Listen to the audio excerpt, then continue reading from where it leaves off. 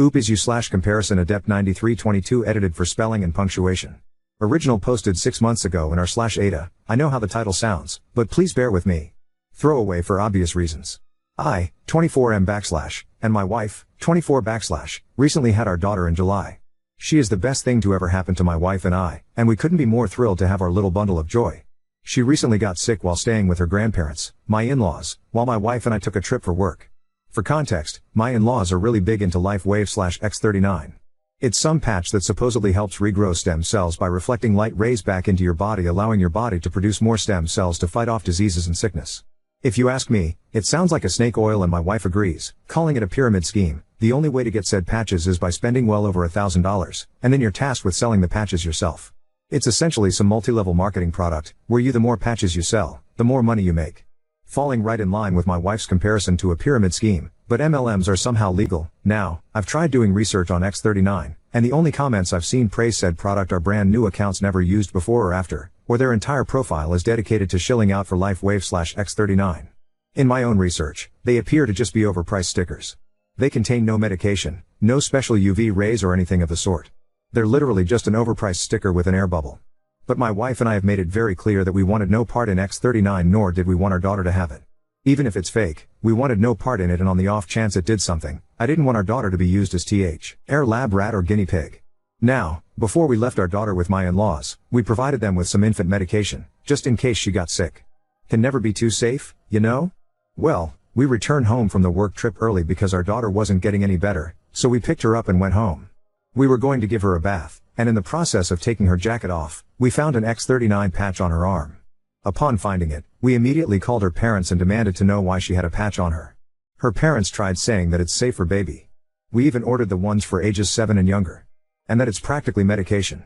Their words, which, still didn't answer our question. So my wife checked the go bag, and the Motrin we gave them was, while it was used, not used very much at all. Her parents tried claiming that someone else in their group or whatever gave it to their son and they got better in a week. Point is, we didn't buy it nor did we care. We've made it abundantly clear that we wanted nothing to do with X39 and we didn't want our daughter to be a part of it. They failed to listen. My wife was on the phone with them for over an hour, and while I don't know the exact length the conversation went to, I know it at least ended with her screaming, "Going to see my fucking daughter again, and if you attempt to come to my house we will call the police," before hanging up. That was 3 days ago now, and we've had several missed calls from family members, her parents, her siblings and even family friends all saying that we overreacted, and they were just trying to help. Maybe we overreacted, but we wanted nothing to do with that, and despite making it clear, they went against our wishes and did it anyways. And instead of giving my daughter actual medication, they try to give her some placebo patch. Her parents tried claiming that we're stopping them from seeing their only grandchild over something so small. But we did want to hear it. Ida? Update 1. About a month ago I made this post ranting about my in-laws' weird obsession with for lack of a better term, cult regarding stem cell regeneration through patches, which clearly isn't a real thing. There's been some development on that end, and while I'm confident things will likely end here, I wanted to give a quick update for those who may have been curious. I'm writing this on the toilet at work, so don't mind the rushiness of it all.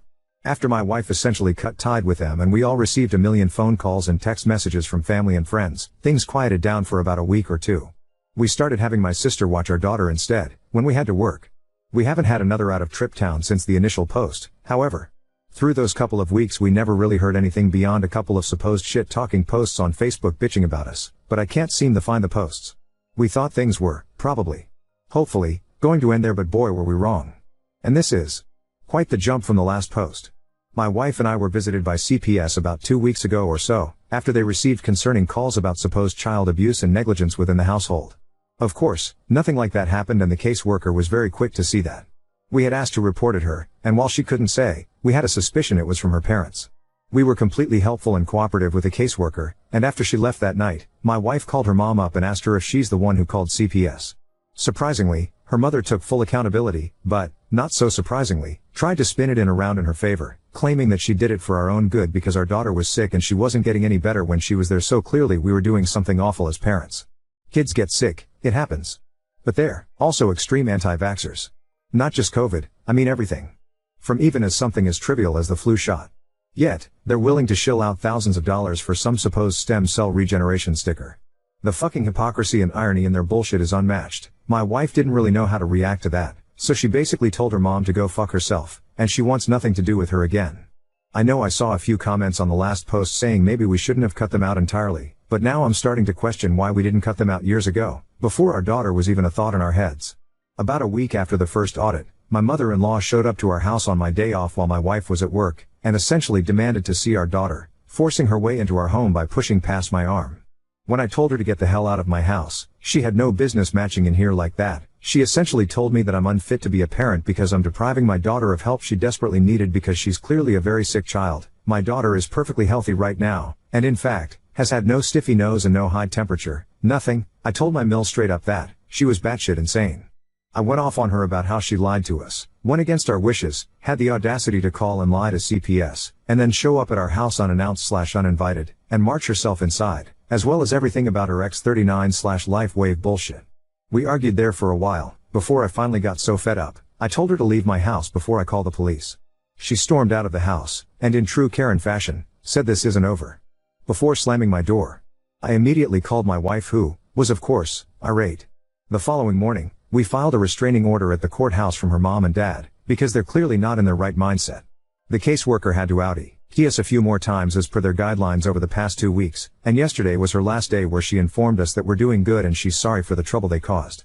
We kept her up to speed on the life wave shit, the showing up unannounced and the restraining order, and though she couldn't really take a side, she seemed apologetic. But my wife and I are pretty livid. We started looking at houses in another state to get as far away from her in-laws as possible. Our company has offices out there, so it's entirely possible we could just be transferred, so we're crossing our fingers that all goes well, the restraining order gets filed soon enough, and we'll get a place clear across the country so that this will hopefully be my last update. Update 2. Hello everyone. Thank you for being so supportive. I've read some of the comments, though not all. Far too many, and I know some of you have asked for updates, and so I wanted to give everyone an update for those still interested. Things aren't going to be as juicy in this post as the last two, but some new things have happened, so I'll just jump right in. After my in-laws called CPS on us for no discernible reasons other than we forbid them from seeing our daughter, things mostly quieted down. Some of you suggested that we should do more than just get a restraining order, so we bought some security cameras and had them installed all around our property, and our neighbors, who are pretty good friends of ours, was in the loop for the most part, and any time we had to go somewhere, not only did we have video cameras recording every time someone entered our driveway displayed directly on our phones, our neighbors kept us updated too. She stopped coming around for the first few months since she called CPS on us, but just the month before last, as we were preparing to move, my in-laws somehow got word we planned on moving states and attempted to block our driveway as her dad tried blocking the front door. Not sure what their plan was there because we have a back door and an extra side door leading from the kitchen, but I digress. Her mom blocked the driveway, stopping our U-Haul or car from leaving the property, and wouldn't budge, even after we told them we would call the police. They told us they'd move if we told them where we were moving to, but my wife told them that wasn't happening and they had 10 minutes to leave or we'd be calling the police. My neighbor came over during the commotion, but my in-laws still wouldn't budge. My daughter is crying during all of this as my wife is trying to console her, as my neighbor and I are attempting to remove my father-in-law from the doorway, but he wouldn't move. Eventually my wife called the police, and I'm guessing another neighbor called them as well because they responded within mere minutes. My in-laws kept screaming that we were taking their rightful grandchild away and that we'd all be damned to burn in hell for this, but honestly that just made me laugh. The police kept asking them to leave, but they wouldn't. Eventually they were arrested for refusing to leave, and the police were nice enough to call a tow truck for us to be able to back out of the driveway. Lo and behold, as the police were handcuffing my in-laws, they both had on those X39 patches, and even the police questioned them about it. But whatever, what's done is done. We were able to finally leave and on to new adventures. We've been settled in at our new house for the better part of over a month, and we're enjoying it greatly. No word from her in-laws, and they have no idea where we are. We have them blocked, but we'll eventually get messages from unknown numbers or Facebook accounts asking where we moved, but there's no way they're that foolish to believe we'll actually tell them. Luckily, neither my last state or this one have any grandparents' rights, so we're in the clear there. Thank you everyone. Hopefully this is my last update. Now, on to the next story. Confronted my friend about his cheating and prioritized the well-being of his kids over supporting him, leaving my wife questioning if she should matter. My wife is upset at me because of a conversation I had with one of my ex-friend this weekend. I wanted to get neutral opinion on if what I said was horrible and disrespectful to my wife. Just a warning that I am writing about a very sensitive topic and may be triggering to some people. I have been friends with Jason, 38M, since high school. Our families are also close, and our kids are of similar age. For context, Jason is married and has 2 young girls. Last month, Jason's wife Bree got anonymous messages about Jason cheating on her. She snooped around and learned that Jason was having a 2-year-long affair with one of his co-workers. Bree was devastated and reached out to my wife. My wife and I supported Bree, and she confronted Jason and kicked him out of the house. He is living with his parents now and trying everything possible to talk to Bree and make things right.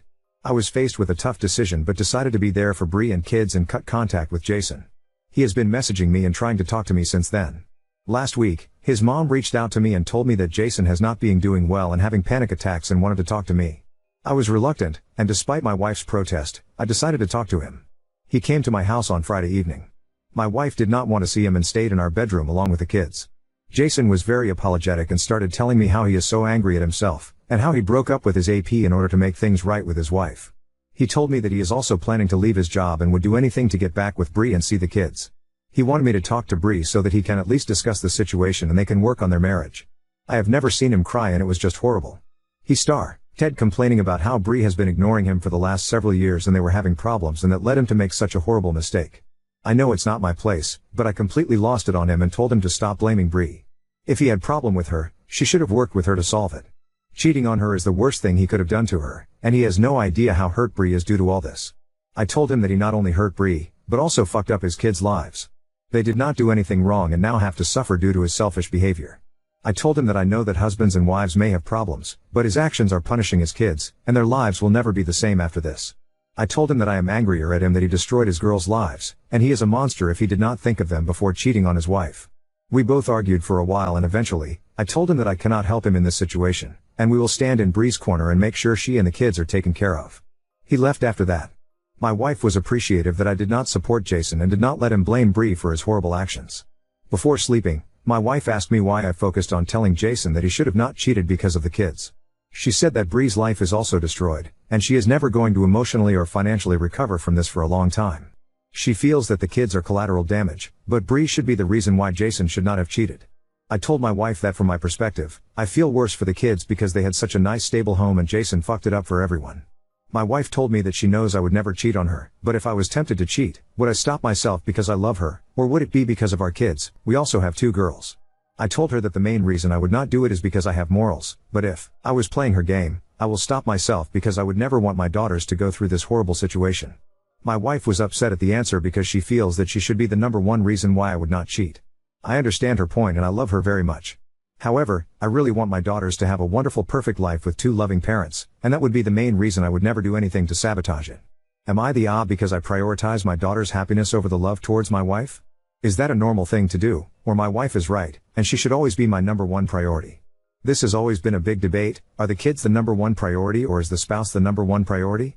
Personally, I see the spouse as the number one priority, since you need a good marriage to properly raise your children and it is the main and best way to lead by example of how they should and be expected to be treated in a relationship. Plus the multitude of benefits it has for the children. But I see the points of the other side. I guess I see the point too. However, my heart broke for the girls during the last month that was on top of my mind. I talked to them over the last month and while the youngest is too young to understand anything, the older one knows what is going on and you could see the hurt in her eyes. I don't think either are the Neither of you want your kids to suffer. I always think that at the end of the day your spouse is the only one that chose to love you. Your parents love you because you're their child. Your kids love you because you're their dad. Your wife loves you for you. That to me would be enough reason to not cheat, even if you don't have kids. Agreed. Luckily my parents are still together. However, growing up, I have seen many of my friends go through this and saw their personalities completely change. That may be the reason for my viewpoint. Update 1. The issue was that my friend Jason was caught cheating on his wife last month, and when I had a heated argument with him last week, I told him that he should have thought about his kids before starting a 2-year-long affair with a coworker.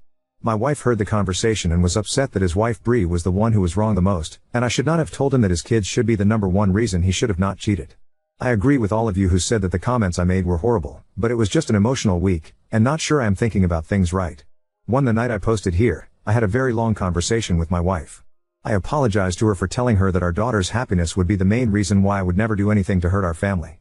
I told her that she is the love of my life and how much I value all the things she has done for us. I understand that she is my wife, and I made a vow to her to be with her forever, and I understand how my statement was hurtful to her. She was luckily very understanding and told me to not worry about her. She said that she was hurt in that moment, but understands how much I love our kids. She did ask me why I even kept on bringing up kids during my conversation with Jason, as that was the point in my argument with Jason where I lost my cool. The thing was when Bree kicked out Jason after learning about the affair, she was a mess. Bree is a psalm and does not have many friends. My wife is probably the closest friend of Bree and hence she called my wife to tell her about what happened. As my wife went to her place, I volunteered to pick up Jason's daughters and bring them to our house to give Bree some space. Bree was having a mental breakdown since the incident and my wife chose to stay at her place to look after her. I was watching the kids for 4 nights, until Bree was okay enough to take care of them. Jason's older daughter, who is 8, kind of understood what was happening. However, his younger daughter is 4 and was just missing her parents. She is daddy's girl and kept on insisting to me to call Jason to our place. It was heartbreaking to look at her and feel how irreparably her life will be affected because of Jason's selfish decisions. I just felt very sad inside during the whole situation. I understand that it is Bree and Jason's relationship, and I don't get to have a say, but I feel that was the main reason why I reacted the way I did. I feel lucky that my wife understood my emotions and was gracious to support me and not be upset with my unfortunate statements. She told me that she told Bree that Jason came to our home and about my fight with Jason. Bree felt hurt about it, but asked my wife if she could come to our house on Friday to talk to me. We met on Friday and Bree asked me about my conversation with Jason. I told her in detail about what happened, how Jason's mom reached out to me, and I met him because of that.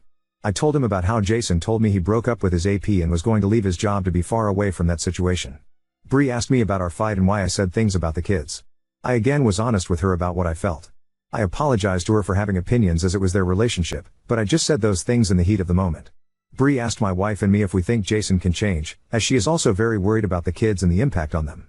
She said that Jason has always been an amazing dad, and she is not sure if she can raise the kids without him. My wife told her that what Jason did was horrible and unforgivable, but we do not want to give opinions on their relationship, as only Bree can decide what to do about it. Bree told us that she'd want to talk to Jason, and if we could host both of them, so she feels safe. Jason and Bree came to our house on Sunday, and it was the first time in a month that Jason met his daughters.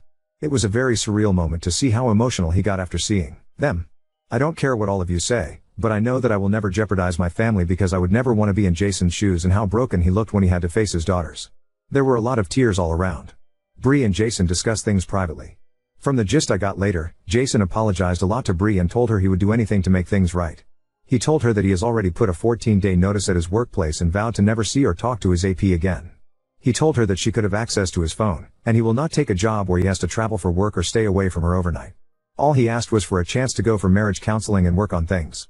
He also offered that they could move to a different town near Bree's parents and get a fresh start. Bree accepted most of the things, except she does not want to move to a new place. They decided that Jason can move back into their house, and they will try to find a way forward from this situation.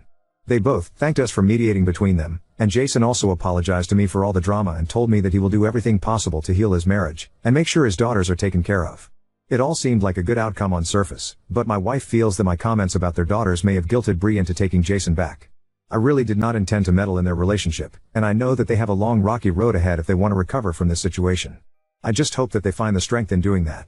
I wanted to get opinions on if what I did was right in this situation, as I feel I accidentally caused both of them to get back together, and if Jason cheats in future, I might be the one to be blamed because I talked to Jason first, and then my words guilted Bree into taking him back because of the kids.